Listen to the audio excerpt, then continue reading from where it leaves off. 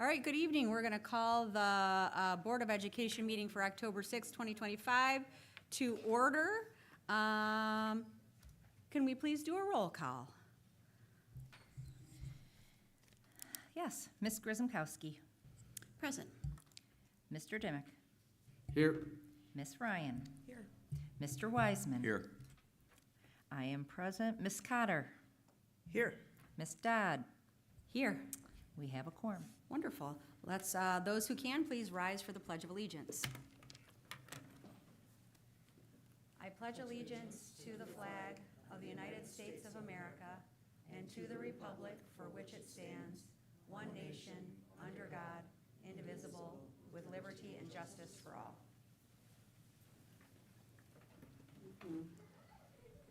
All right, for us to get going, we need to approve the agenda. Is there someone who'd be willing to make a motion? I'm willing to make a motion to approve the agenda as presented. Thank you, Mr. Dimick. Do we have support? I'll support. All right, thank you, Ms. Ryan. Can we please do a roll call vote? Mr. Dimick. Yes. Ms. Ryan. Yes. I am a yes. Ms. Cotter. Yes. Mr. Wiseman. Yes. Ms. Grzymkowski. Yes. Ms. Dodd. Yes. Motion passes. Thank you very much. All right. I turned myself off. Items from the board president. Let's see if I can pull it back up. Just a few notes. I want to congratulate both Lakeland and Milford on successful homecomings and homecoming events. The student leaders did an outstanding job this year, getting everything together, making the whole school be able to get involved, and even the middle schools were able to get involved. Thanks to the class sponsors. I don't know that everybody always knows the hard work that the class sponsors, that goes into that. I was by a class sponsor during the game on Friday who was quickly trying to figure out how to disassemble the float after the game so it could go into the dance. So I know that's a lot of work, and we really appreciate you.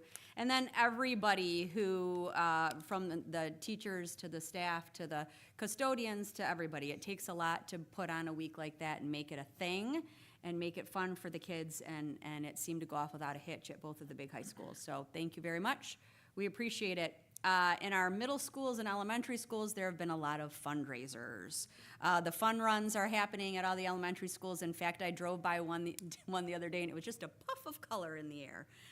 So congratulations to all of them. I've heard record fundraising numbers, which is really due to the support of our local businesses and our families who are willing to help pitch in and support our PTAs and our elementary and middle schools. So thanks very much for all the work there. Moving on down to the state budget, we also had a gift this week of a state budget getting passed, which we've been waiting for quite a while for a state budget. And now, with the great work of Jeffrey Van Gotham and all the things, we're able to move together and move forward with our school year, knowing that we're going to be able to continue to provide breakfast and lunch for every kid, knowing that our safety and security and mental health money is here, knowing that our transportation funds are going to be here. It was all things that we hoped and we crossed our fingers for, and knowing that that's here is going to allow us and everyone who's part of the HBS community really to move forward. I know Dr. Salah is going to talk about this, and I wouldn't be surprised if Tom talks about it, but we talked about this $450 per pupil increase. That is an increase, but there also is a take back. So our team did a great job saying about $100 per pupil. I think we're lucky to have a little bit more than that when the dust all settles for the money coming in, going out. So great estimating, conservative estimating, so we are in a good spot moving forward. Finally, from me, we have community forums this week. A few years ago, we decided to take an opportunity to have the Board of Education participate in some community forums where community can come and talk one-on-one with members of the board. Those community forums are this week, tomorrow from 6 to 7:30 p.m. at Heritage Elementary, and Wednesday from 6 to 7:30 at Lakewood Elementary. And there is about half of us at one of those events and the other half of us at another event. I think we're maybe splitting Tom in half to be at both, somebody in half to be at both. So that's an opportunity really for one-on-one conversations that we're not really able to have in a formal meeting like this, but we're happy to have a couple times a year at the community forums. And that's all I have. We can move on now to recognitions. Ms. Rothler, I think you have recognitions, correct? No? I'm sorry, I can't see with my glasses on. Miss Wenger?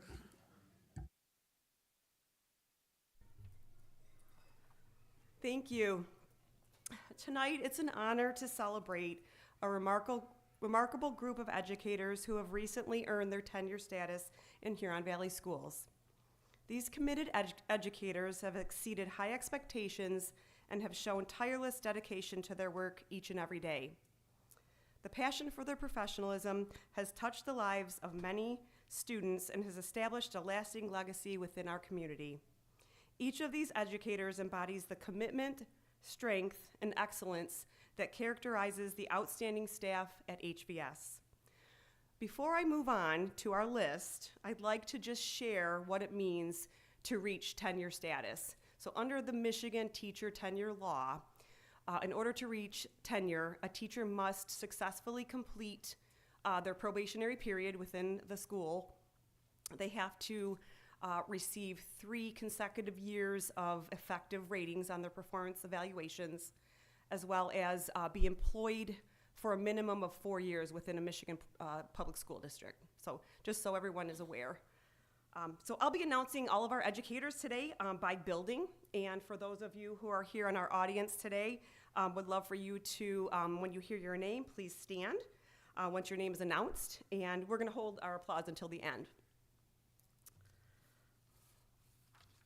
So for Country Oaks Elementary, we have Carrie Heath. Heritage Elementary, Christina Hammond, Cynthia Jones, and Julia Wozni. For Kurtz Elementary, Alyssa Hathaway, Catherine Shaw. Lakewood Elementary, Melissa Ballou, and Krista Dolkowski. For Oxbow Elementary, we have Lisa Fieber, June Kim, Jacqueline Sadler, and Chloe Tingley. Spring Mills Elementary, Holly Chamberlain, Amber Dart, Erica Robinson. Muir Middle School, Eric DeBono. White Lake Middle School, Emily Hinchman. International Academy West, Sarah Buente and Stephanie Kerwin. With Lakeland High School, we have Molly Ailes and Corey McGowan.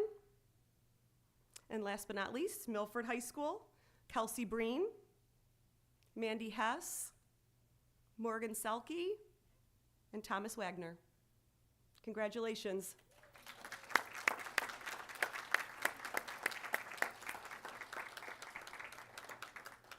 We would love a picture, so if you guys could step up to the front with the board, along with your principals.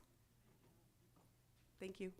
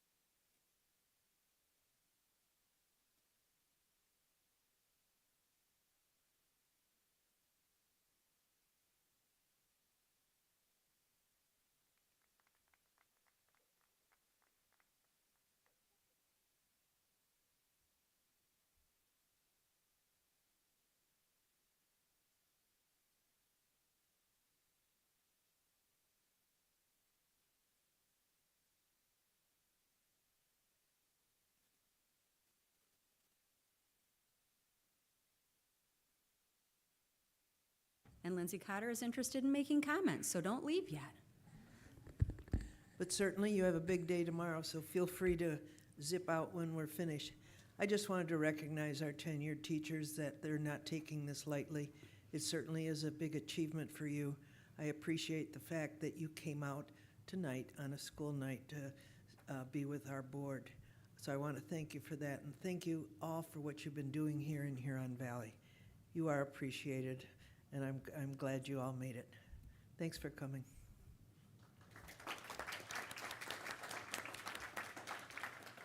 Other comments from the board?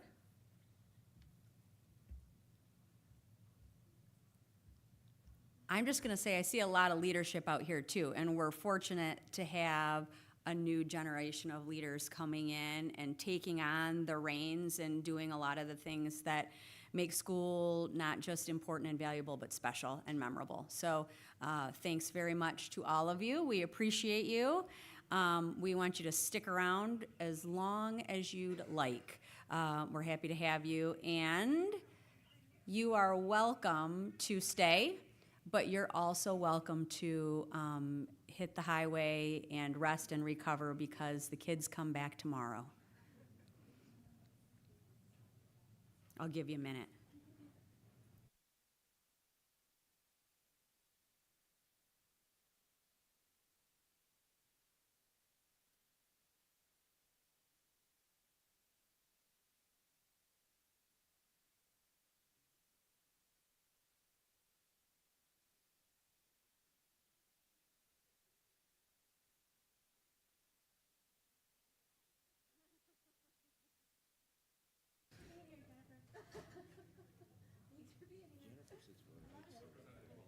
All right.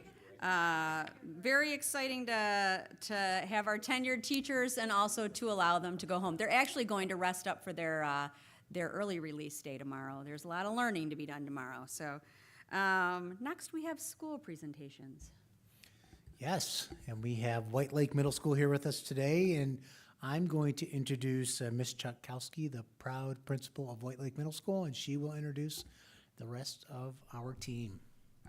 Good evening, board members, central office team, and community members. As Dr. Salah mentioned, I am Michelle Chutkowski, proud principal of White Lake Middle School. I'd also like to introduce our assistant principal to my right, Dr. Nick Pruski, as well as our dean of students, Tony Mango, to my left. Thank you for having us here tonight. As you know, this year marks an exciting new chapter at White Lake Middle School, as we transitioned from 3 middle schools across the district to 2. At White Lake, we approached this change with the goal to not simply add new students, families, and staff, but to create a new school community together. Back in March, we shared staff placements, and I had the opportunity to visit Oak Valley staff to start building those early connections. In May, we held orientation and parent presentations, one for incoming 6th graders and another for the 7th and 8th graders joining us from Oak Valley. We also brought our staff together for a welcome breakfast to start getting to know one another and begin building that sense of team. In August, our web leaders hosted 6th grade orientation. We opened the building for all students and families to better familiarize themselves with the building, and staff spent time together in professional learning focused on connection and community building. We wanted everyone to feel ownership in shaping what the new White Lake Middle School would become. That includes new school colors, so blue to align with the other schools on the Bogey Lake campus, and the opportunity for students to select a new mascot and blending traditions from both schools. A great example of that collaboration is our White Lake Quake, which merges 2 popular fall events, the White Lakes Race to Raise and the Oak Valley Rally. The White Lake Quake is a great example of building community and kicking off the school year in a positive way. We've also continued our Sunshine and Rainbows Committee, which focuses on enhancing staff morale. And to make sure we continue to honor what made each school special, we formed a transition committee made up of staff from both former schools. They're helping identify those small but meaningful traditions that give a school its heart, because we know it's those little things that make a big difference. And rather just telling you more about it, we'd like you to hear directly from them. So next, we'd like to share a short video featuring some of our students and staff. Their voices really capture what this transition has meant and how it's helped shape the new White Lake Middle School.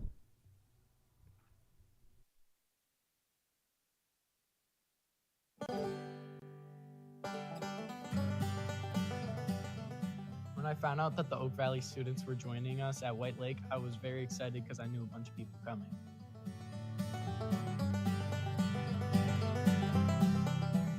So at the orientation we had last year, I met new friends, and then we actually kind of talked when school got started, and he plays on my football team now.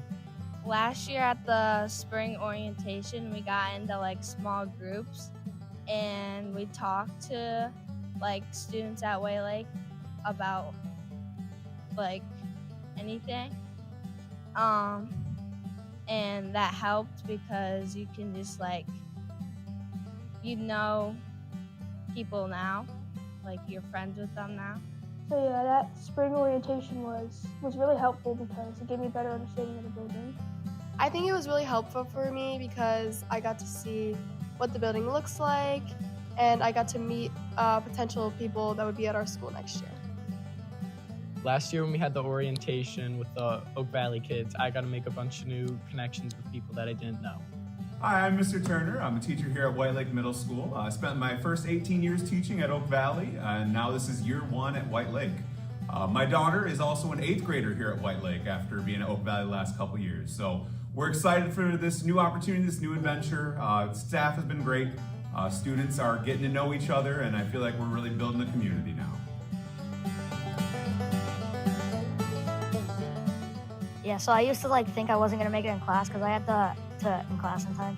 So because I had to walk from one side of the school to the other for my classes. But now I just have a binder with 6 folders in it for all my classes. I don't have to go that way. So basically, I was really scared that I wasn't gonna get to know the teachers as well as I did at Oak Valley, and I heard a lot about other students that I didn't really know. But then once I got it, I am now friends with them all, and I really like my teachers.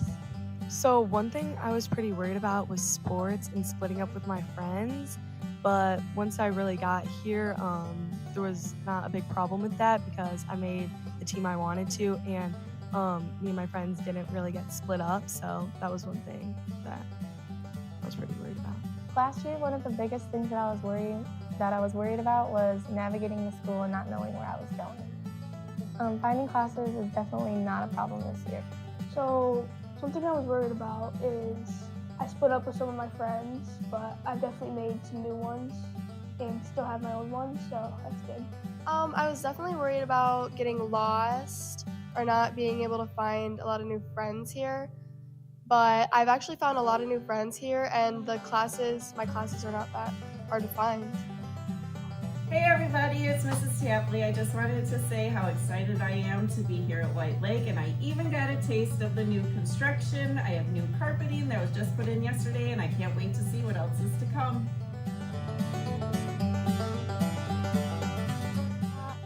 My thoughts on the new mascot, I think that it's going to be some sort of bird, obviously like a falcon or raven or something like that.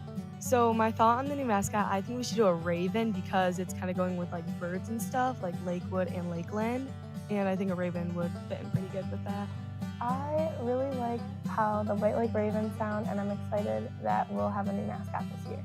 I think our new mascot should probably be a bluebird to go along with the bird theme with Lakeland Eagles. I think it should be a falcon because it's just something different, and it has to be a bird. I think that's pretty cool that you're getting a new mascot. I think our new mascot should be a bird, like a falcon or something. I think it should be a falcon because it goes along with Lakeland's mascot and Lakewood's mascot because it's a bird, and that's what I think.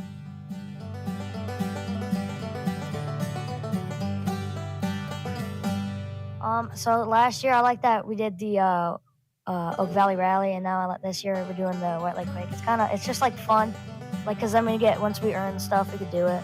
So all the traditions we did in Oak Valley, we mostly do here, so I'm super excited to do those that we did last year. I like the tradition where they ask questions over the announcements, and the teachers have to be the right caller to join in, and then the class gets candy. A tradition I hope we bring to White Lake Middle School from Oak Valley is probably the 7th, 8th grade choir band trip.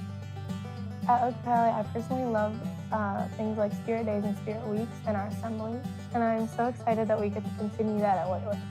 I love that we did Spirit Days at Oak Valley last year, so I'm excited to do them at White Lake now. Definitely, I'm excited for like all the pep assemblies that we have, because last year it was a big part of getting together with different grades and just having fun with other kids. So a tradition that I'm kind of excited for that we did at Oak Valley was we did pep rallies, and I heard that we're going to do it here too, so I'm really excited for that because pep rallies were one of my favorite things last year. So I'm Melinda Fenzel, and I was the TC at Oak Valley for many, many years. And last year I was fortunate to be the TC both at Oak Valley and White Lake. So I kind of stepped into both worlds, and now that I'm in the world of White Lake only with everyone here, it is wonderful to see that I have teachers from both buildings who are really supportive of each other and really just trying to blend well together and be there for each other, and it's really lovely to see. So I'm enjoying that immensely. I've definitely enjoyed like being on the same campus as Lakeland, because then I can like get more involved with football games and stuff. So a positive about being on campus with Lakeland is both my siblings are there, so they can drive me to school when I need to, if I have an early practice for cross country or something. A positive of being on the Bogey Lake campus has to be how close we are to the other schools. Like during NJHS, we got to hang out with the elementary school kids one day, and also during track season, we get to walk over and use Lakeland's track.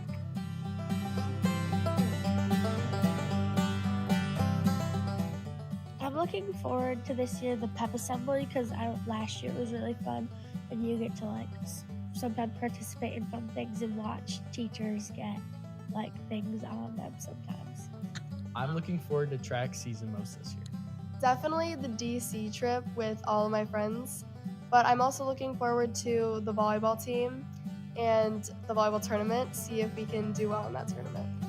I'm definitely looking forward to the 8th grade Cedar Point trip because I've heard a lot of kids like it since I'm not going on DC. I'm looking forward to a lot of the 8th grade field trips like Cedar Point and DC. So the transition's been pretty awesome, like from an art teacher standpoint, because I finally get to have another art teacher in the building with me for the first time, I think, in my entire career. So that's great. I'm sharing my art room this year with Mrs. Drahosel, and it's nice because we have a little bit more one-on-one collaboration time. We're able to chat through different projects and techniques, and it's kind of neat to be able to observe another teacher and watch each other teach and get pointers from one another. We also really love just having this new big mass of students coming in where we're mixing everybody up, and the kids have been really excited and inspiring, and they're creating great projects.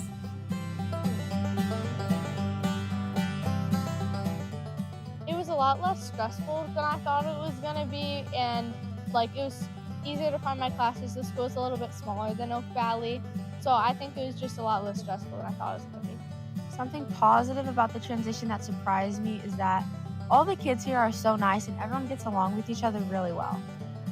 Something positive is definitely making new friends. I definitely thought in the beginning that the people from White Lake wouldn't be as accepting as the Oak Valley kids as they are, but they're just really accepting and welcoming to us that are new. Something that I love when I transitioned from White Lake is meeting new friends and new people. I thought it would be a super small, tight space, but it's really nice. It's still pretty small, but it's not as small as I thought.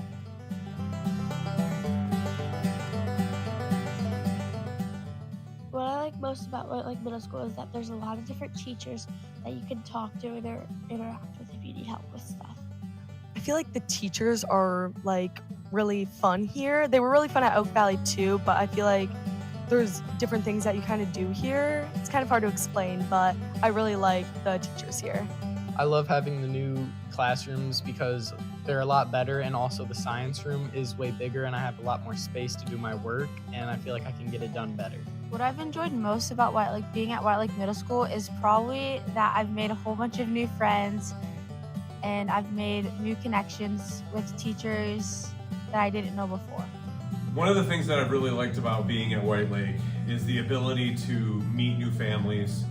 I do a lot of communication with families, and I've had so much positive feedback, and so much of the parents have been so thankful and wondering like how else can they help or what can they do to like help their kid do well.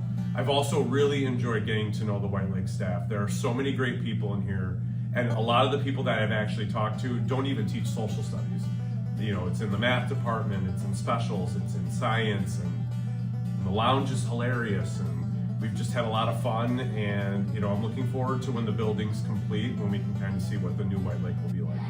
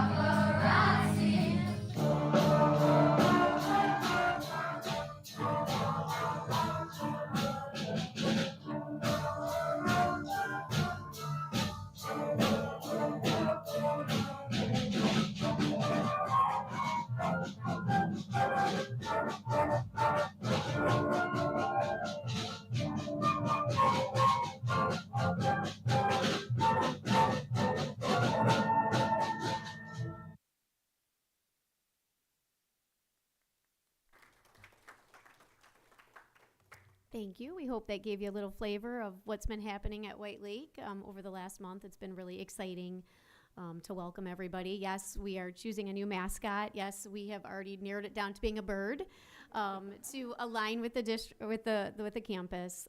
We have gone through round one and have gathered all of their ideas, and we have it narrowed down to about the final 3 or 4. So on Wednesday, we will be putting it back out to get our final feedback and then making the big announcement soon. So we're really excited about that. Thank you for having us tonight. Thank you. Do we have questions? Comments? Cotter? Yes, we've been fielding every now and then we get a few questions like, it's pretty crowded over there and Muir's pretty crowded. And I've put, people who have asked, put them at ease and said, not that I'm that old, but I claim to be the historian. When I started in Huron Valley, we only had Highland and Muir, and those buildings were filled to capacity. So Muir can certainly handle it, and the changes we've done with White Lake, I'm sure they're handling the crowd for now too. So thank you all for what you do. Thank you. Anybody? Yes, sir, Mr. Wiseman. One of the items that are opportunities that our administration put into place at both of the middle schools was additional administrative staff. We have deans of students now. And Tony, I'm going to put you on the spot. What's your experience as it relates to, you've been at White Lake for a period of time, being a dean of students, how has that position evolved and how has that provided opportunities for students, because we have more students there? I've really enjoyed it. So it's a different perspective after teaching in the classroom for 15 years or so. And as I kind of develop and grow into the role, it's so nice getting to know the staff, but mostly the students as well, just in a different light, and supporting our high achievers and then helping people reach their true potential. So that's been my favorite part so far is the new avenues for growth and working with students. Great. Thank you very much. Yes. I think my favorite part of that video was this idea that we are meeting new people and making new friends. And it didn't just come from our students, it also came from our educators, which I think speaks volumes to the fact that we are one community. And although we are a very large community, there's always space for us to have more friends. So that was it really warmed my heart. These students they were so articulate, and they were, I think, pleasantly surprised that this was a great transition and that they are going into their middle school and then eventually high school years with these group of friends that will carry them through these next potentially 7 years. Goes very quickly. So thank you very much. I really appreciated this tonight. Thank you. Other comments? No? All right, I've been in both middle schools, and they're a little Frankenstein-like right now with the lockers from here and this from there, but they're functioning, they're healthy. The vibe both at White Lake and at Muir is good, and your positive attitudes and your willingness to problem solve, figure it out, move forward, I think is really important. So thank you very much. And the video, it's great to hear from the kids. We don't always hear from them as much as I would like, and it really made me feel pretty good about the things that are going on. So thank you very much. Should we clap one more time? Yeah. And you also are welcome to not stay. You're welcome to stay, but we know you have a lot of planning for the early release tomorrow, and we'd hate to be in your way of that planning. So with that. All right, moving on down to superintendent communication. Thank you, Madam President. Good evening, everyone who's here in the audience, as well as those who are watching at home. A couple things this evening. First and foremost, I wanted to echo President Dodd's comments about building visits. You know, it's been really neat this year having board members as liaisons of every building and then having different board members go on these visits with me. It's been cool because I think I know the great things that are happening in our buildings, but it's just really, it's really nice to be able to sit there with the building principal and just have a conversation about what's going well for them, what challenges they might be having, and then problem solving. You know, Ms. Dodd has gone on a number of these visits. Mr. Wiseman joined me. Ms. Pastana joined me. I know others will join me as we continue to go on these visits. But by and large, I would say the big topics of discussion are, one, redistricting. That's been a main theme that we've discussed. Not good or bad, but just how's it going, just in general. Student support services team, some of the changes there in department and strategic plan and what they hope to get from that whole process that we've undergone. And then just, what you heard tonight from White Lake Middle School, just transition activities, in particular at the middle schools. Ms. Dodd and I both went to Muir and White Lake, and I think we were both very pleased with what we saw happening there. That's not to say that there aren't challenges that they aren't working through and problem solving, but nothing like earth shattering. By and large, very healthy culture, very good overall vibe in both buildings. So just want to thank our principals and our teachers and all of our staff that are supporting students to make that transition to success. And in the long run, we are going to be a stronger district, and we're just going to continue to provide a really high quality educational experience for our students. So second thing I wanted to mention, and I know Mr. Kallenbach put this in board notes as well as LMT notes. We're planning to actually push this out tomorrow on social media. We are doing a student support services parent drop-in on 2 different evenings, October 14th at Country Oaks Elementary School from 5 to 7, right, Todd? Yep. And then October 23rd from 5 to 7 at Milford High School here in the LGI. So we're going to start with those 2 dates. If we need to do more, we will. But this is sort of a precursor to the strategic plan. We want to make certain. I know Mr. Kallenbach and Ms. Freza have done a fantastic job doing listening tours and building visits and talking with principals and having the ability for educators and paraeducators to stop in and see them and share their input and their feedback.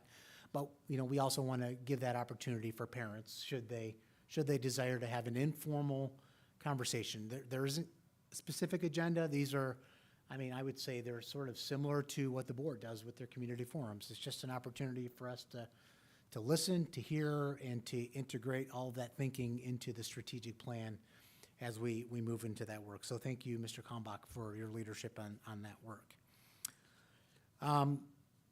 And then my final item this evening is the budget. I definitely want to thank the community for staying tuned into that conversation. I know many of you reached out to your local legislator and to the governor's office. You sent emails, you made phone calls. Some of you were not very happy that you had to do that, but nevertheless, you did it, and I'm grateful for your partnership as we work to educate our children together. One of the things I mentioned a couple of weeks ago that we were concerned about is that this budget was going to be done in a delayed manner, that it was going to be rushed, and that not everyone was going to be 100% clear what they were signing. And unfortunately, that did come to fruition. While I'm happy we have a budget, I'm not all that happy with the bottom line of that budget. There are some good things, but there are some not so good things as well that will likely have to be rectified in a supplemental bill because there are just some things that are not realistic or doable. So with that said, Mr. Van Gotham spent quite a good bit of time this weekend because, you know, I mean, I think our board I know our board is savvy enough to know that you have to read the fine print.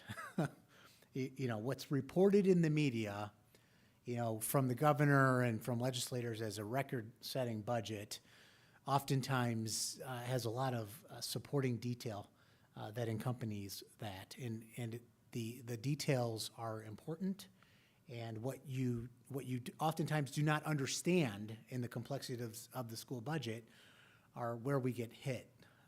So we look really good with the foundation allowance, but then on the back end, retirement gets hammered. So it's those sorts of nuances that our CFO spent quite a bit of time this weekend digging through and reaching out to colleagues across the state to really understand. So I'm going to ask Mr. Van Gotham to actually walk through what he has learned over the last 48 hours or so since we've learned that we have a budget. Jeffrey?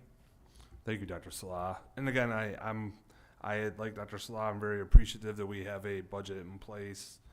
It's good that we were able to come to the table and that many of the day-to-day essential services that our state relies on are going to continue.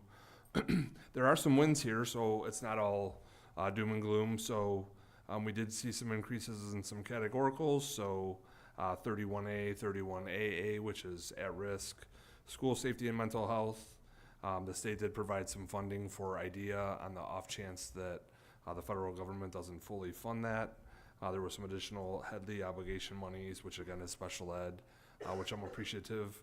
I think it's important to note that, you know, again, while the state of Michigan tells us that we have $442 per pupil, as I spent some time over the weekend with the budget and then in conversation with some colleagues like Dr. Salah mentioned, a couple things don't make the headline that are important to note, specifically 147A4.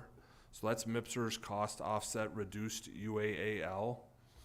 The government had provided $600 million last year to districts throughout the state of Michigan.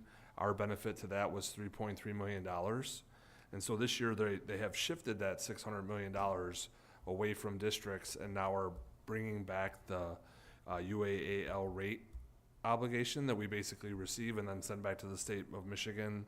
I was just looking through it. So we got rid of $598 million out of the district benefit, and now there's about $591 million going back in to pump up the retirement rates. And we could get into the fine details, but essentially there was a lot of stuff that was funded in our budget, and we can take a further look at it. So my calculations based on conversations with colleagues, reviewing our budget, we had budgeted for about $100 per pupil, and it's shaking out to be about $50 per pupil when I net all the things together.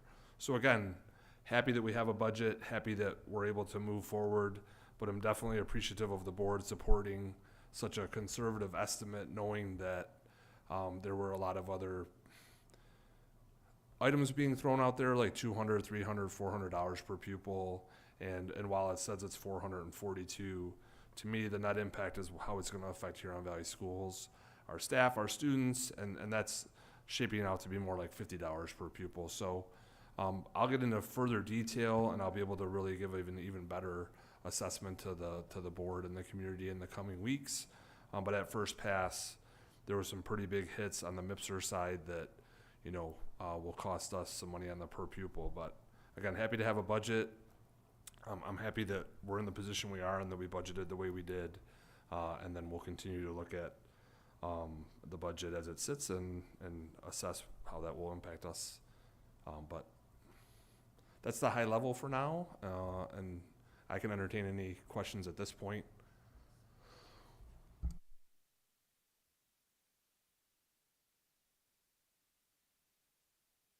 Any questions for Jeffrey regarding budget? Yeah. Gotta put my glasses back on so I can see, sorry. So am I reading this correctly, that it looks like it's a difference of about $100,000 from what we anticipated our original budget was to what your, you know, the quick estimate that you're doing? I know there's a ton of line items, but is that what I'm reading? Yeah, so our general fund, the board in June of 2025, Amy passed the budget that called for $2.284 million in expenses over revenue. I'm saying as a result of the things that we're seeing that affect Huron Valley schools, in the general fund in particular, that we're only reducing by an additional $80,000. So we do have a better than projected enrollment of just about 30 students, 27 if I'm getting technical, and then because we did have some of those other transactions that I mentioned, you know, we are taking a hit on some things, but right now with this, I'm actually very happy that we're showing a change of about 80 grand.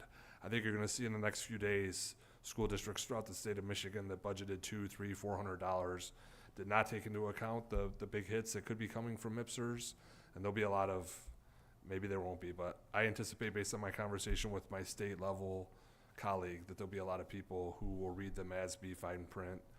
Board members will start seeing all the things that say this is a huge hit to the bottom line and that we're not prepared for it, and it's going to be really hard for some districts to manage through that. Well, I do appreciate your leadership and your conservatism in terms of putting together that initial budget, because it puts us in a much better place than if we had perhaps been a little bit more aggressive. So thank you. Mr. Wiseman. Yes, I totally agree with Amy's comments. I think an attaboy, a recognition of the work that not only your staff, Jeffrey, has done, your guidance to the Board of Education, and the work of the Board of Education itself, because we did approve a budget that was very conservative, but as it really panned out, it wasn't so conservative. It was actually reality. And when you talk about MESPERS for our audience, that's retirement. And those are things that we really do not control. It's what basically is legacy cost. It's the cost of our employees. When we talk about wages, we also talk about total compensation. And total compensation not only includes what you see, what we pay our employees, but all the other things that are included into their compensation package. And retirement is a big portion of that. To paraphrase, to put it in 7-Eleven language, they gave us $442, but at the same time, they gave the equivalent of about the same amount, they took it away from us. So when we budgeted $100, that was a net amount that we received. And the information that you've given us really boils down to about $400 per student that was taken away from us that we received before, that we don't receive now. So when you see in the public an increase in per pupil of $442, what you don't see is, as Jeffrey mentioned, the fine print, and the fine print is that retirement portion that now comes out of our pocket and is not subsidized by the state. So that's where you're going to see, quite frankly, other school districts that are going to be in a very unfortunate situation, because we all believe in public education, but other school districts budgeted for a $400 increase per student, balanced their budget in June, but did not take into account, like we did, what those increases in retirement is. So you're going to see headlines and you're going to see articles in the paper as it relates to school boards facing some significant challenges financially that we aren't, that we're fortunate enough. At the same time, we were very conservative, and Jeffrey was very conservative when he presented the budget as related categoricals. Our categoricals, which are specific in nature as it relates to safety and security, special ed, transportation, those types of things. Some of those dollars can be spent in the general fund to make us better than what we anticipated, but others are tie-barred into hiring additional staff to provide additional opportunities for students. So we don't have a real opportunity to, at a local level, make a decision on how those monies are going to be spent. But the good news is once again, we, from a conservative standpoint, approved a budget that didn't have all these categoricals in there. So really, we're going to be able to provide some additional services to students. At the same time, we're going to be able to move some of those dollars back into the general fund to help offset some of the, as Jeffrey mentioned, the $50 per student deficit that we might have. So overall, congratulations. It takes a lot of hard work, a lot of a lot of looking at the crystal ball and making some educated guesses and educated adjustments. So I too am very happy that we have a budget in place, but unfortunately for our fellow school districts around us, they're going to face some challenges that we're not. Other questions, comments? I think the one thing that I'll just add on is advocacy doesn't stop today. We can continue with advocacy as they make adjustments, and they typically do. You know, total compensation for employees includes retirement. It is a benefit that they earn. I don't think anybody at this table is disappointed that we support our educators in retirement. I think what's hard is being able to look at headlines and see this big amount of money coming to schools and knowing that that just goes right back. And figuring out a way, how do we communicate this and how do we work with our legislature to make sure that everything's supported and that we're both taking care of people in their retirement but also taking care of our kids today. So advocacy continues, it always does, it never stops. And we'll see what's next. Back to you, Paul. I don't believe we have student leadership today, correct? No? Oh, you're done. Okay. Yes, I'm sorry. My apologies. I'm all set. All right. Thank you. Okay, no student leadership, so we will move on to association communication. Good evening. Tonight we celebrate our newly tenured teachers who were here a little while ago. It seems like not long ago, I was at their new educator orientation, welcoming them to Huron Valley and talking about the excitement of their upcoming first year in our district. And here we are, just a few short years later, recognizing their achievements and commitments as a Huron Valley educator. It won't surprise you that our tenured teachers shared with me that their favorite part of being an educator is developing positive relationships with their students and watching their academic skills grow. Morgan Selke, a Milford High School teacher who was here earlier, said that she enjoys building relationships with her students and getting them to see them flourish both inside and outside the classroom. Sarah Buente from the IA comments that a highlight for her is watching students overcome challenges, especially at that moment of surprise or joy on their faces when they realize that they understand or know something that they didn't before. In addition to connecting with students, another part of the school day is connecting with colleagues. Our tenured teachers have learned the necessity of collaboration. Through PLC meetings, collaborative inquiry, and interactions throughout the week, together, our teachers problem solve and create the best learning environments for our students. Learning a work-life balance is especially hard for all of us, and our tenured teachers expressed to me that this is a challenge for them too. Their passion for education and student growth often makes it a difficult choice to find that work-life balance. But they spoke that it's something that they continue to work on as they're hoping for a long career in education.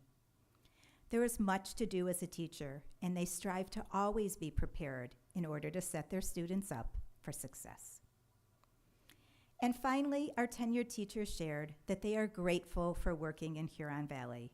Christina Hammond, who was sitting right here, the second row, a teacher at Country Oaks, said that she is a Lakeland grad and teaching is her second career as she first worked in advertising. She started in the Valley as a WIN para for 2 years and then got hired as a classroom teacher.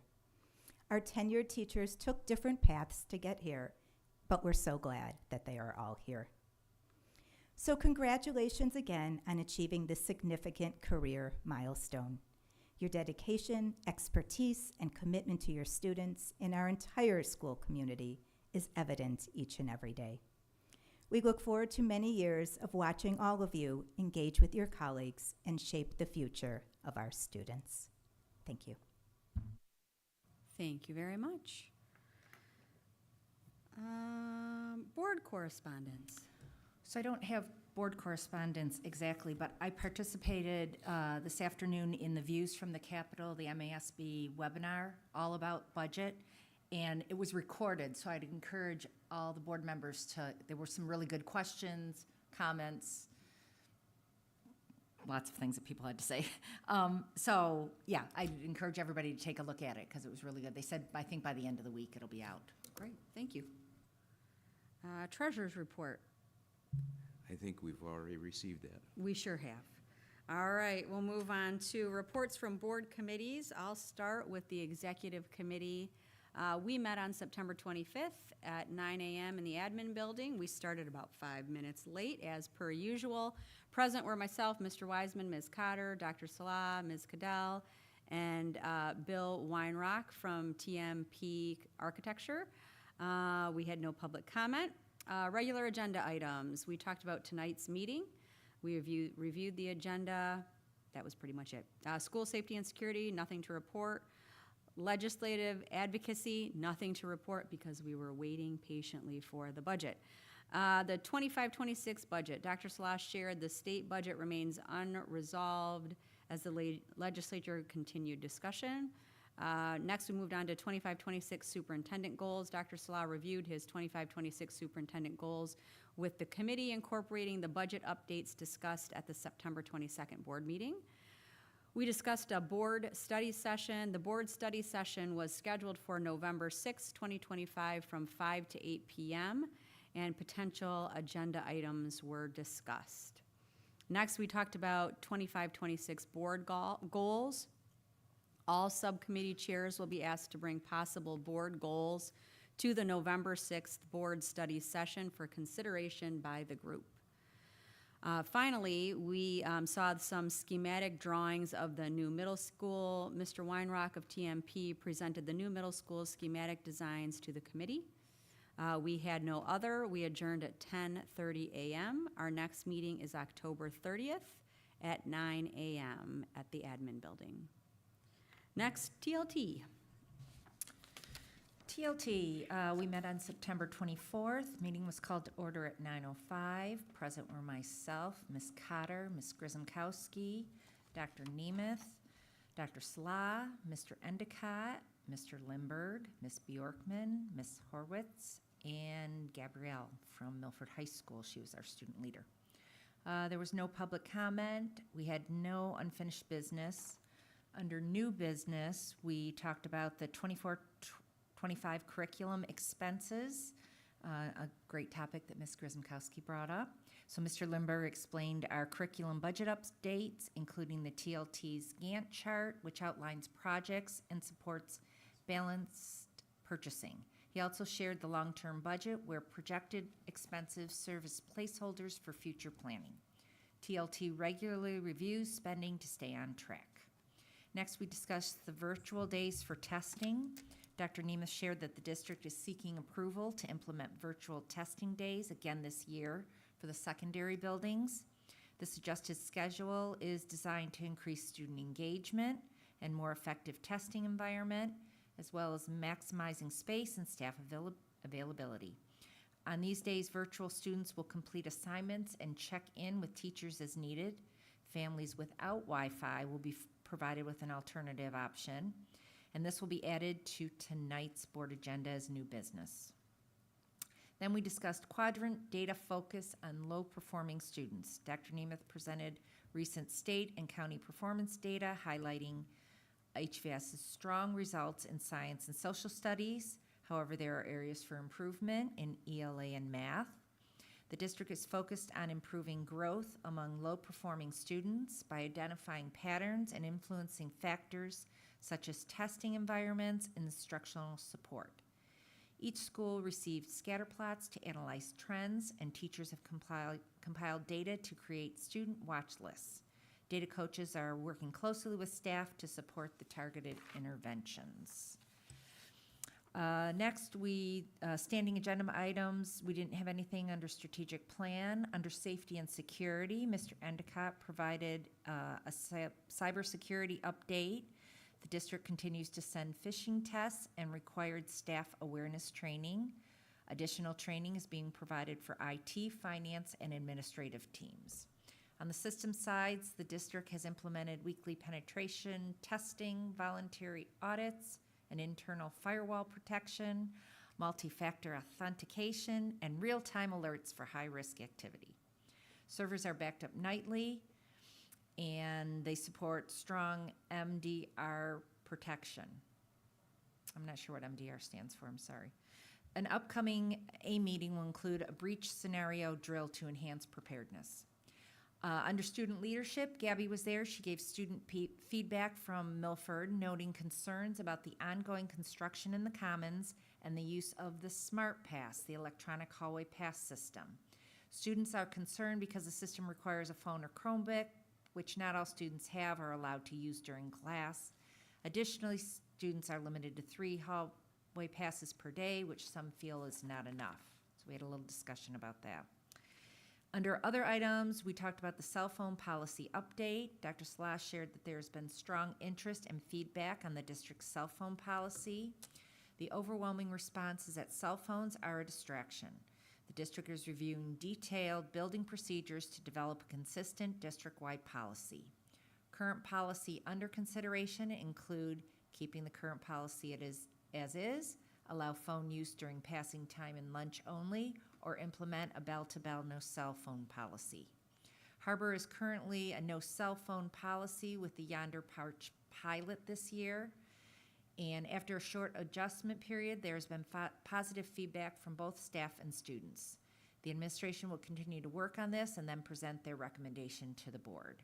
We adjourned at 10:45 a.m. and our next meeting is this Wednesday, October 8th at 9 a.m.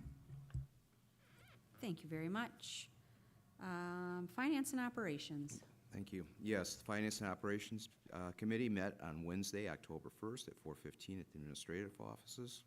Present were myself, along with Member Ryan and Member Dimick, along with Dr. Salah, Mr. Van Goten, Mr. Reby, Ms. Kerrigan, Ms. Moore, and Mike Miller from Clark Construction, along with Bill Weinrock from TMP Architects. There were no public comments. We reviewed the minutes from the previous meeting, and we discussed tonight's regular agenda, along with the fact that there are no consent agenda items nor on any unfinished business. New business, the discussion occurred regarding Bid Pack 15, which is before us tonight, administration building relocation furniture package. The committee reviewed the TMP architectural letter of recommendation for Dwell Interior Environments and American Interiors Furnishing in the amount of $700,064.39 plus a 10% contingency of $70,006.44 for a total of $770,070.83. This project is funded through the 23 Capital Project Fund. Administration will seek approval at the next meeting, which will be held on October 20th, 2025. Safety and Security, the committee discussed NOVA Environmental and 360 restoration precautionary measures and the follow-up letter of assurance from NOVA Environmental regarding mold. NOVA Environmental has communicated to the district that they are available to staff for any further questions or clarification. Discussion took place regarding the Huron Valley School Wellness Committee and the possibility of merging it with the Safety and Security Committee. Other items, board construction update. Mike Miller from Clark Construction had no further updates on contingency, but is always available for any updates or questions. Administration building relocation, the committee toured the Milford High School to see the new academic learning suites and the new administration building space with Clark and TMP. Middle school schematic designs, the drawings will be presented to the Board of Education at the November 6th board study session. Representation from TMP will be in attendance for further discussion. There were no further discussion items. The meeting adjourned so that we could visit Milford High School at 4:50. Our next meeting will be October 15th at 4:15 at the Administration Building. Thank you very much. And we have not had an ad hoc meeting since our last meeting. Maybe we'll report out on the strategic plan, just a little update each time. We can talk about it so we keep everybody up to date with what's happening with that. And I did get a this just in update. MDR stands for Managed Detection and Response. They're a third-party company that continuously monitors and detects threats. We learned something new. Next, we move on to public comment. As a board, we appreciate the members of the community who share their public comments during the designated times in our meeting agenda. This is an important opportunity for the board to hear from the community. However, it is not a time for two-way communication. A regular meeting of the Board of Education is designed for the board to conduct business of the school district in open session in accordance with the Open Meetings Act. Comments that require follow-up investigation or communication will be handled by the superintendent or a member of the team. As always, we have two sections, one for business and one for items that don't have to do with the business on the agenda. Tonight, we have one public comment that doesn't have to do with the business of the agenda, but can be moved up because we don't have other public comments. So each individual delivering public comment will have 3 minutes to share their communication. Individuals may only speak once and cannot share unused time with other persons. A timer will be displayed on the screen so individuals can monitor their time. Once 3 minutes have elapsed, the timer will sound indicating public comment has concluded, and the microphone will be turned off in preparation for the next speaker. The individual must be present to share public comment. We ask that you share your name and your home school district before sharing comments. Furthermore, we request you refrain from name calling and mentioning the names of specific employees, persons, students within your public comment. Comments must be related to school business and may not include personal attacks unrelated to school business. If you make such comments, the Board of Education president will, to the extent permitted by the First Amendment, interrupt or end your comment time. We have one form. We have one person from the public. I don't think we'll be gathering anymore. So Ms. Collins, come on up. Thank you very much. Thank you. A number of months ago, I shared with you my concerns based on my experience of back in the 60s when the district was growing so fast, of how the transitions were handled as my class was sent from school to school to school for about 5 years. And after that, we went into half days at the high school level. And that was not a good experience. Oh, excuse me. Based on what I saw with the presentation, I am really pleased with what the, oh, I'm so sorry.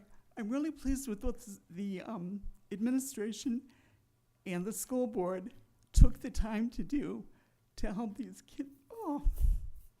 To help these kids, believe it or not, I've spoken in front of 600 people before, to help these kids transition and have good memories. So, job well done. Thank you. Thank you. We appreciate your comments. Okay. I think we move on. I have buried all of my things. Okay, now we're moving on to the consent agenda. Do we have a motion to approve the consent agenda as presented? I'll make a motion to approve the consent agenda as presented. Thank you, Ms. Grisomkowski. Do we have support? Support. Ms. Cotter, thank you very much. Can we please do a roll call? Ms. Grisomkowski. Yes. Ms. Cotter. Yes. I am a yes. Mr. Dimick. Yes. Ms. Ryan. Yes. Ms. Dodd. Yes. Motion passes. All right, moving on to unfinished business. We'll start off with superintendent goals. If we could cue that up, thank you. Okay, so I shared my superintendent goals with the executive committee a few weeks back. I then shared my goals with the entire board at the last board meeting. You might recall there was some feedback during that board meeting specifically regarding goal number 4. So I'm going to skip to goal number 4. You'll notice I corrected the numbering as well. Always good to have a superintendent that can count. Ouch. First goal met. So, goal number 4, bullet 4, review budget detail line items with the Board of Education in response to any anticipated budget modifications by the state or federal governments in order to ascertain programmatic adjustments if needed. So, we're starting to get a clearer picture of what the state budget it looks like. We still do not have a federal budget. Jeffrey mentioned that the state put some dollars into IDEA as well as the special ed category.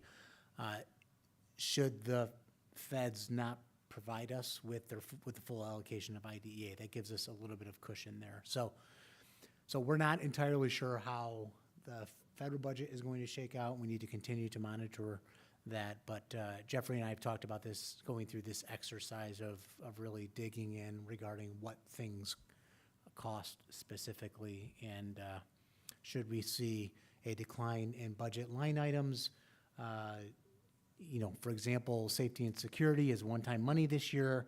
We may be faced with the same questions as we had related to Rosie and Fortis and PBIS para support and all those things that we were talking about back in August. So we want to be prepared for that. So we will go through that exercise and present the board with some additional detail. We probably won't get to that until we at least have the federal budget and we have an opportunity to start to unpack those pieces. So that was the only feedback that I had regarding the goals. That said, I would ask for board support this evening to adopt these goals formally. All right. Do we have a motion? Sure. I move that our Board of Education approve the 25-26 superintendent goals as they were presented. Thank you, Ms. Cotter. Support? Support. Support from Mr. Wiseman. Thank you very much. Discussion. Ms. Cotter? Just a comment, working with goals throughout the district in years past, and as I continue, they're all very much aligned to what we should be working on. And I was glad to hear that Paul's already started conversation with COAT to assure that their goals are aligned there also. Doing that makes things very productive and on target. Thank you. Agreed. Other comments? All right. I think my comment is similar to Cotter's, and I think I said it at our last meeting. These goals, none of them should be a surprise for us because they're a small step in continuation from the goals that have been there in the past, and they also reflect our strategic plan. So it's not just willy-nilly, goal, spin the wheel. It's really specific, purposeful, manageable, step-by-step goals that then flow down through to everyone. So we're really clearly all moving forward together. So I think they're good goals and a good opportunity to make those incremental steps forward to both achieve some of the things set out in our strategic plan, but also make some improvements for the kids and families and the staff in our district. So, all right, let's do a roll call vote. Ms. Cotter? Yes. Mr. Wiseman? Yes. Ms. Ryan? Yes. I am a yes. Ms. Grizemkowski? Yes. Mr. Dimick? Yes. And Ms. Dodd? Yes. Motion passes. All right, thank you very much. Next, we're moving on to unfinished B, the Renaissance EduClimber, Exhibit C. Yeah, so we had a couple questions about this particular agenda item at our last board meeting, and Dr. Nemeth spent some time researching and responding in board notes. Dr. Nemeth, if you wouldn't mind, before the board takes action, could you share what you determined in your review, so for our listening audience out there? Sure. So there were a few questions, one related to artificial intelligence and wondering how EduClimber might use AI. There's a few areas where they use it, just a couple really. They have what they call insight tools, which if you can imagine just like a question mark sometimes, you click on it, you can type in some kind of search and it will AI that result for the user. So they have that, and they also have a translation service built in through Amazon Web Services. They translate into over 70 languages for families if needed. So they do use AI for that. There was a more specific question related to artificial intelligence and whether or not the tool would provide some resources for teachers, such as looking at like attendance data and popping up with kids that might be at risk for attendance or grades, and that's not AI, that's actually built in through our design of EduClimber, so we'll determine what thresholds we want to set for that, and then it will generate those reports. So it does do that for teachers, they don't have to do that work themselves, but it's not AI. They are looking at auto tagging for that, which would mean they would start to generate some thinking behind what we might want to use as a tag, so that could look like after 10 absences, we want to flag an at-risk attendance issue, and they might suggest that through AI, but it would still be our design and how we set those thresholds or tags. So that's pretty much the AI question.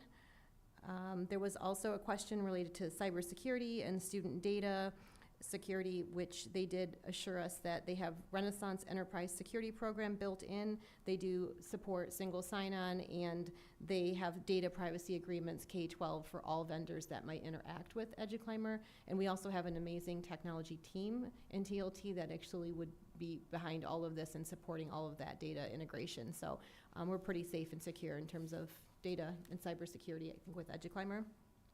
And then lastly, I did during my presentation mention that this was going to be a big return on investment. So we're asking for funding for this, but we also know it's going to be a very big time saver for our staff. And the question came, could we quantify how much time or how much money we would be able to save? And I did ask them, and they have actually done some research on this. They have a white paper, and they've done some studies that they've published around how EduClimber has saved districts' time. They report that it's 154% return on investment. So every dollar spent, they're saying it's $2.54 back to the teacher. And that's because all of the integration that's been done manually is now done automatically. So they're looking at about 2 hours per employee per week of savings. And through this survey, they did some perception data as well. They report that 87% of the respondents agreed that data reports in EduClimber were useful and they were time savers.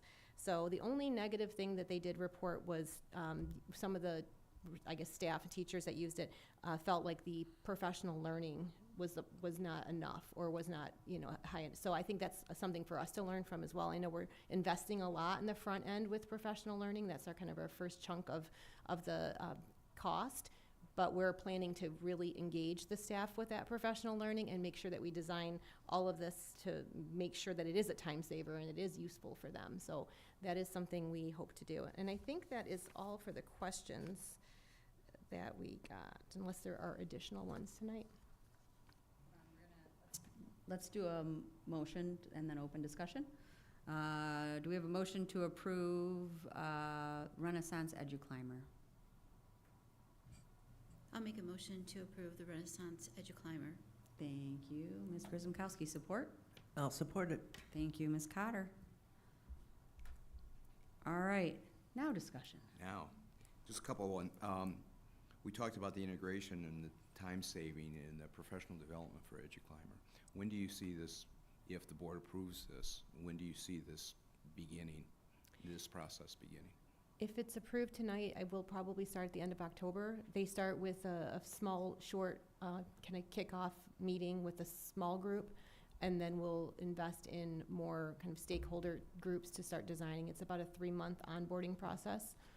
This morning we met with the MTSS team, which is our internal team, and we talked a little bit about this and in hopes that it would be approved, and that team will be part of that. So I would say we would start that kickoff meeting hopefully scheduled at the end of October. November and December will probably be those months of a lot of the building of the platform, and then rolling it out in second semester with additional groups. Okay, so you're having preliminary discussions as it relates to basically how you're gonna roll it out, how you're gonna find the time to do these types of things. Because ultimately, it will be a savings of time. Yes.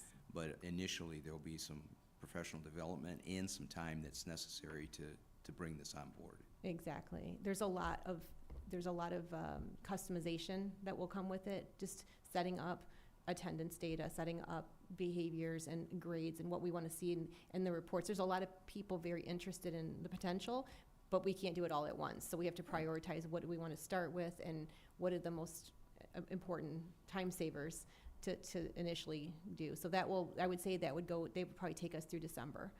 And then hopefully we'll start to train more people in January. Do you see this February. being a process of a full school year, 2 school years, to be totally integrated within? I think before everybody's using it, yes. I think this year will be MTSS teams, some of our, student support services groups, some of our building leaders. But in terms of all staff, it will probably be next year. Okay. Just practical, training opportunities and time that we have so many other things going, Sure. still already set. So I would say it would roll out for the most part next year. Okay. The other thing, under future directions, it's $138,325 with a 5% contingency. You mentioned that it might qualify, right now it's out of general fund, but it might qualify for Title II and 31A. You'll continue to having those conversations Yeah, as we it actually, relates to that? we got pre-approval already for the Title II, so that the first installment, that $22,000 for this year, has already been approved to be covered through Title II. Okay, so. And now with the budget, I assume 31A will come into play as well. Okay. So it could be a good deal, but this Percentage. this So first we're one. optimistic that some of this $138,000 that's paid for, allocated within general fund, will actually be paid for through federal or state dollars. Yep. Okay, thank you. You're welcome. Thank you. Good questions. Other questions? Nope. Yes, Ms. Grzymkowski. So anecdotally, I had a conversation this week with an educator, and she mentioned that it was tough to pull all of this data together. And she said, I know we have it all, but I have to stop, and then I have to do the work. And I said, well, we've got EduClimber coming, and that's coming to the board on Monday. And I hope I didn't oversell it, but, because I maybe do that a little bit. But she was so excited about the fact that she could quickly get the information that she needed to be able to address students, especially with respect to math and the scatter plots that they've all received. And as we were talking, she was getting more excited about it. And so I think 2 hours, if you could get 2 hours back, and if somebody told me they would give me 2 hours back in my week, I would be really willing to figure out how to do that. So our teachers spend a great deal of time. I would rather they spend it with kids and not with data or, compiling data. So this is an exciting piece to me. The reason I wanted to know what our curriculum costs were is because that's our bread and butter. And we spend approximately $2 million. $1 million of that comes through our grants. $1 million is coming out of fund balance or general fund. But when you look at it in the grand scheme of things, what do we have, about $110 million budget? And only $1 million is curriculum. So, when we start talking about these types of things, I think it's really important to look at what our teachers do on a regular basis, every single day, coming in, and what we are able to, if we are able to give them additional helps and supports, we have to be able to prioritize that. So I'm excited about what this can do. I hope that we have a feedback loop in there somewhere so that our teachers can give us that feedback, our social workers, our psychiatrists. And I'm very hopeful that, I think they're psychologists, aren't they? But anyway, I hope that they can give us that, I hope they can give us that feedback and we can make adjustments if needed. But I really do hope this gives them 2 hours a week and that they can spend those 2 hours with students and giving them the level of support that they need. Thank you. Well, one thing that I'll just end on, and then we can do our vote, is I appreciate your focus on data when we came in, and the idea of finding someone who has an expertise in data to come and make sure that we're not just testing kids to test them and deliver the results to the state, but we're testing them, and then we're gonna use those test results in order to help educate the kids better, which is really what all of it should be for.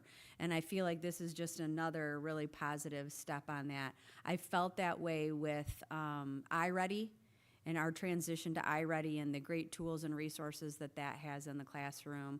I know that you've been working a ton, and this is just really putting our kind of our money where our mouth is and saying, let's use the data to make sure we're doing exactly everything we can to help these kids. So I think it's a wonderful, wonderful addition. And you know, they're talking about saving time, but it also is adding a tool that maybe people aren't even spending time on, that now they can and can be really useful. So with that, I think we're done with comments. I don't see any additional comments. So let's do a roll call vote, please. Ms. Grzymkowski. Yes. Ms. Cotter. Yes? Ms. Ryan. Yes.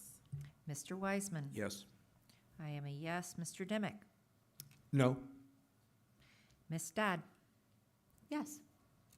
Motion passes. Thank you. All right, moving now down to new business. We have one action item tonight, which is the Coke contracts, Exhibit D. Yes, thank you. Similar to bargaining season, here we are sort of at the end. Our COAT members, our team sitting here to the left of us, they're a wonderful group, very hardworking, very competent, and they really help us make certain that we are operating at a very high level day in and day out as a school organization. And so I'm very grateful for this team. You received in your board packet a one-page overview of the recommendations for COAT contracts. You also received each of the individual COAT contracts, and they are consistent with all of the other professional groups in terms of those contracts, with respect to wage increases, off schedule at the top of the salary schedule, as well as wage reopeners in the 2026, November 2026 school year, once we know what our budget will be, not this year, but a year from now. So given the materials you've received, I'm asking for board support of COAT contracts as presented in your board packets. All right, can we have a motion? Sure. Mr. Wiseman. Yes. I move that the Board of Education approve the COAT contracts as presented. Thank you very much. And I'm going to support that. Thank you very much. All right, discussion.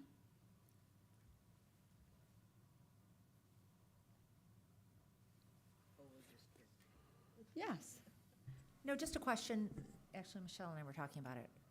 Do we normally just do one read for contracts? Yes, And we've, all of them. that's all that we've done. Okay. All right. Yeah, if you'll notice over the last couple Yeah. months, we've done one read on Yeah. every contract. Every year? We've Every only year. done it? Yeah, Okay. every year. Just good to know. And I think some of the reasoning behind that was we have meetings to discuss parameters in the beginning, and as long as the contract falls along the lines of the parameters, that's the reasoning I have heard, is that Yes. we've had an opportunity with the parameters, and this is just approving based on those parameters. That's correct. We follow board parameters. These contracts are within board parameters. Also, oftentimes, there are bargaining groups, and bargaining group contracts go for ratification. So once the various bargaining groups have ratified, we bring to you for board approval. So rather than two readings, they've already ratified, we've already bargained in good faith on your behalf. So that's the rationale for the one board vote. Other questions? Good question. No? All right. Can we do a roll call, please? Mr. Wiseman. Yes. Miss Ryan. Was it Ms. Cotter? Who? Yeah. You supported, sorry, I wrote down Michelle. Okay, Ms. Cotter. Okay, yes. How about Ms. Ryan now? Yes. Ms. Grisomkowski? Yes. Mr. Dimick? No. I am a yes. Ms. Dodd? Yes. Motion passes. Thank you very much. Moving down to bid pack 15. Yes, we have Mr. Van Gotham for this particular agenda item. Yeah, so this is a first read. This is the furniture and fixtures associated with our move over here to the south part of Milford High School. It includes the desks and cubicles and space, the chairs, all that wonderful stuff that will occupy this, excuse me, space in the new building. So this is a first read. This is within the budget that we discussed for our administration building. Again, relocating to Milford versus building a new admin building. This is, I did receive a question from Ms. Cotter when she and I had lunch last week, and so I will put that in board's notes this coming week. But if other questions arise, do not hesitate to ask, and we will get that worked out. One of the questions that did come up in finance and operations is there was a tariff charge line item, and so we were all curious, as it was a first read for us as well, and that's $170 of the $770,000. So I hope that puts that concern to rest. So that's what I have for you this evening. Thank you. Any questions on your mind right now? Yes, sir, Mr. Weissman. I know there was one question in finance and operations as it related to the quote where it said refer to quote, and I think, Michelle, you brought that up. Has that been clarified? Yep, it was in board notes. It was in board notes? Yeah. Okay, perfect. And the other thing is, this is all as it relates to the furniture for the new spaces for our people that are moving over to Milford High School into those new spaces, correct? Yes. And this quote also includes installation of the furniture along with, I believe the board approved a while ago, some new workstations for the current administrative offices. Is that being moved over? So yes, we are taking, so it was actually about 24 months ago that we purchased some additional furniture, and we made a commitment to the board that we would bring that to the new space whenever we made a final decision to come over here. And so we are bringing those cubes and some of the chairs that we have available at admin over to the new space. And in this new space, it's also consolidation of our administrative functions. There's going to be more people in our new spaces over at Milford High School than there presently are afforded within our current administrative building. Correct. We have just under 50 right now that are housed at our admin building that we currently sit in, and we'll be slightly over 60 when we go to the new space. And how will that benefit the district? It'll be nice to have all those services consolidated under one roof, basically as a result of the co-team and the departments that we oversee, having those people all in one space. And really what's the biggest advantage is Mr. Kallenbach's student support services. He has a team at Milford High School right now that is, the administrative team has basically been housed in Milford since at least my tenure here, and having those even shift down the hall to our building will help us from a budgetary standpoint, from a student relations standpoint, and obviously from a cohesiveness standpoint. And from a community standpoint, it almost increases the opportunity for one-stop shopping. I go to one building. Yes, I mean, in addition to what Mr. Van Gotham shared, our current administrative offices they're not all that appealing.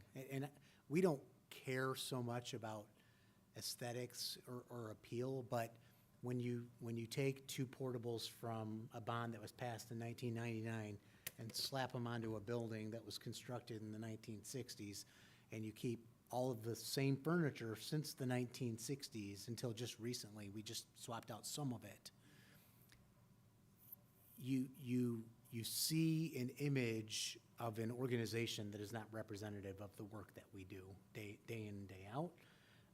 and is not conducive to collaboration, professional learning in one location, and not to mention the cost in terms of efficiencies that we're expending on a building that is really outdated and aged. So by taking that building offline, there's going to be financial benefit to the district, to the general fund. There's going to be a very clear location for our community to be able to come in to a vestibule that is large enough for more than one person to stand in at one time, to be able to register their children, to gain access to any individual that they need to speak with regarding their child's educational experience, and for multiple departments to be able to collaborate to ensure that we are delivering the instructional programming and benefits to our teachers and to our students. So there's a lot of benefit to this, and not to mention, as we discussed, being wise and prudent in using this building that we're in. You know, Milford High School is 400,000 square feet. We have approximately 1,100 students. At one point, we had 2,000 students. Our commitment through strategic plan was to keep 2 high schools. In order to keep 2 high schools and operate this district efficiently, we recognized that there was an opportunity to, rather than disrupt the academics, take the administration building offline and move the administrative offices into this building, better utilizing and maximizing the square footage that we have while saving the taxpayer dollars and not renovating a space that's What's going to frankly happen to past the repair. existing administration building? We'll be raising that building. Raising it? We'll be recommending to the board that we raise that building, You meaning mean- take it down. Take it down? Yeah. Okay. Which is a cost savings, obviously. Yes, oh yes. I'm not sure where the cat colony will go, or the raccoons who have built a home underneath the portables, but. All right, Ms. Cotter. Jeffrey, I have a question. When we did the furniture for our elementary schools and our high schools, we had staff that were part of the selection committee. Likewise, our media techs had an opportunity to look at the media shelving before some of that was purchased. Did our coat team or staff that will be in the new, have they had an opportunity to see any of this? Yeah, so we had several discussions. We actually had 3 or 4 furniture-specific committee meetings regarding the admin building, and participants from not only the co-team, but also teaching and learning technology and some others in administration, and Ms. Cadell was part of our team, and we made sure that we tried to hit all the spots that we could Good to as far hear. as approval. Thank you. Thank you. Anything else? Nope, nothing else. Okay. So we have a couple of weeks to review the documents sent. Make sure if you have questions that you forward them along. And then we will take a vote on this at our next meeting. Yes, ma'am? Just one more quick question. Some of the material in here, do you have pictures that are available so I don't have to go looking it up? Or do you have a brochure or something? Yeah, so in the packet that you received with the board notes, there should be some pictures in there for that, but if not, I will also provide some additional ones in board notes this week. Oh, yeah, they were at the end.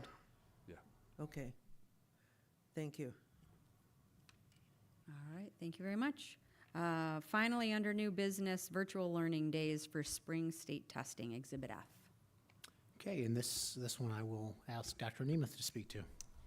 Okay, so this is the first read of this plan that we are proposing for second year of doing virtual learning days for our secondary students while they do state testing in grades 8 and 11 primarily. So we're requesting a day of virtual learning for our 6th and 7th graders, while our 8th graders in both middle schools take the PSAT 8. The reason for that is that it is very difficult to administer that assessment with the space as well as the staff we need, and just the engagement of the students. So we do feel like environments are very important when kids are testing, and making sure that environment is conducive to their learning. We did that last year and it worked really well. Staff was very pleased with how smooth things went. And so we are requesting that again for the middle school. One day, 6th and 7th graders will have learning opportunities through asynchronous learning in the Google Classroom, and they will have access to teachers, and we are ensuring that all of the students have Wi-Fi access. In the high school, they will have 2 days because they have a lot more testing to do. So they will have a day for SAT, a day for the 9th and 10th graders to take PSAT, 9 and 10, and then as well as a new assessment that's being administered for all 11th graders this year called WIN, which is replacing ACT WorkKeys. So taking one away and adding one in. The virtual learning days, again, went really well last year. It was our first year. We did a presentation, and we appreciate the board approving that plan, and we're requesting that we do that again for this spring. And it would be the 15th, 16th, and 17th would be those days. All right, thank you very much. Do we have questions? Mr. Wiseman. Any changes from last year? The only changes would be in our transportation services. We did a slightly modified bus schedule for the high school, but we thought we would keep the schedule the same and just hold the kids who needed transportation for the full day. It did not work as well, just logistically with parents coming, and most kids, especially at the high school level, are driving, but we had some students left. So we did request from transportation an adjusted schedule that day, which we think will help with dismissal, and kids, they're done a little early, so it just helps them get home. And so that's the only change, I believe, to the schedule. And then, of course, the test itself that changed. But that schedule, I think, was really smooth. Lunch was still provided to students through like a grab and go. Extended testing time is also there. So I think other than transportation, everything's the same. Okay, thank you. Mm-hmm. Other questions? Okay, I know there was an article I read recently where the outgoing state superintendent was very upset about all these virtual learning days. But we are being very prudent with just using just a very few, not at our elementary level, and not relying on these for a substantial amount of time. 1 day for middle school, 2 for high school seems like a very, very conservative and prudent way to do this. So appreciate the info. Just like the other, we have a couple weeks to review and ask questions. Please do ask questions if you have questions or concerns. And we will see the answers in board notes, and we will have an opportunity to vote at our next meeting. One more section of public comment, but I'm not seeing any. And we'll move on to good and welfare. Ms. Grzymkowski. Had the opportunity to go over to the Oak Valley Center before our last meeting, but I didn't have a chance to report out, and I was able to see the classrooms for Harbor High, the adult transition area, and Rec and Ed. And I have to tell you, it is amazing the difference. If you are a pickleball player, there are lines for pickleball. If you want to work out, there's a place to work out. There's a spin class.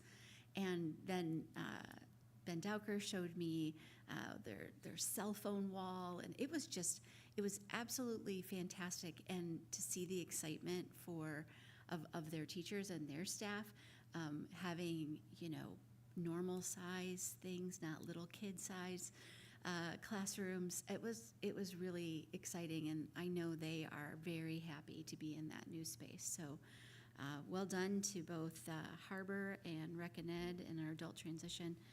It's exciting to see the changes and to see how they're each making it their own space. And that's a great reminder to everybody to check out the Rec and Ed schedule, because they're making a lot of great improvements and changes because of this space that they have. So make sure you check out the Community Rec and Ed schedule if you're interested, because it certainly is new and improved, and a nice addition. They're adding some really great stuff. Other good and welfare. All right, meeting's adjourned.